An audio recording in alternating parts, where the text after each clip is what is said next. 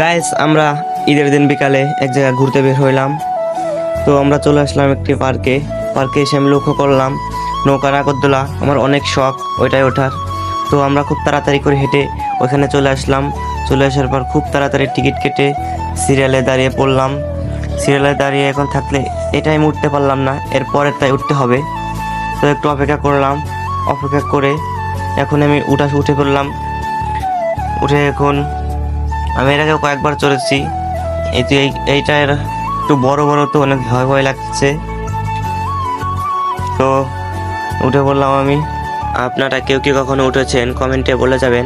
এখন আবার চালু করে দিয়েছি নৌকাটা, তো এখন আমার একটু ভয় ভয় লাগছে। তো অনেক মজা লাগছে, খুব আনন্দ করছি। তো এখন নেমে যেতে হবে, অনেকক্ষণ চললাম। তো এখন সবাই নামছে, আমি এখন নামছি। এটাই বাস্তব।